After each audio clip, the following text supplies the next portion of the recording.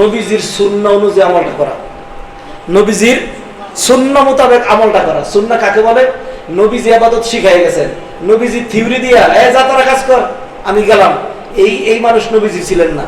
নবীজি বলছেন সল্লু কামা রাআইতুমুনি উসাল্লি, আমারে যেরকম নামাজ পড়তে দেখছো এইভাবে নামাজ পড়বা। হজের ক্ষেত্রে নবীজি বলেন খুযু আন্নী মানাসিকাকুম, আমার থেকে হজ শিখে নাও, লাআল্লি লা আলকাকুম বা'দা আমি হাযা আবাদা, হইতে পারে এই বছরের পরে তোমাদের সাথে এই জায়গায় আমার আর দেখা হবে না। ঠিক 2.5 মাস পরে নবীজি দুনিয়া থেকে চলে গেলেন। তাহলে নবীজি হজ শিখাই গেছেন নাকি শিখাই যান নাই? হজ শিখাই গেছেন। নবীজি জীবনে হজ করছেন কয়টা? একটা হজ করছেন।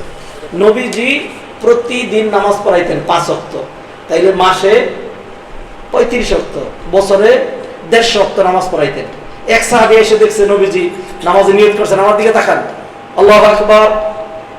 এই সাহাবী দেখে চলে গেছেন, বলছেন আমি নবীজিরে দেখছি যে তিনি বুকের উপর হাত বাঁধছেন।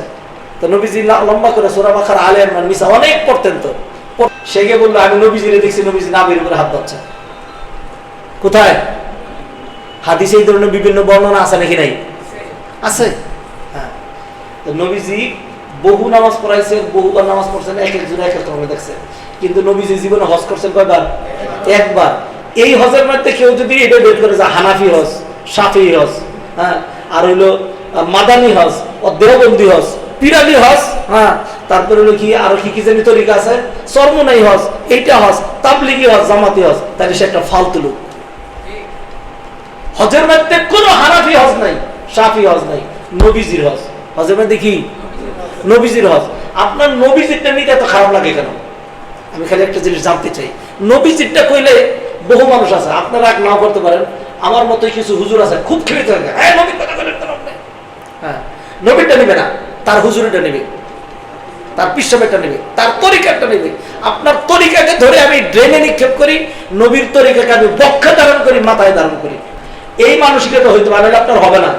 আপনি ধরেন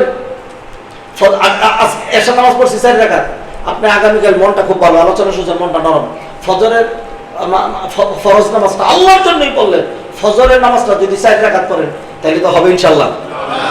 কেন হবে না? কম কোথায় করছি? 2 রাকাত পড়ার দিন, আজকে মনটা ভালো, আল্লাহর জন্য 4 রাকাত পড়লাম, সমস্যা কোথায়? এটা এখন সমস্যাটা কি? এটি তো আমাদের দলিল। সমস্যা কি? এই যে সুন্দর উনি বলে দিয়েছেন, সমস্যা হলো এটা নবীর তরিকা না। এটা কি না?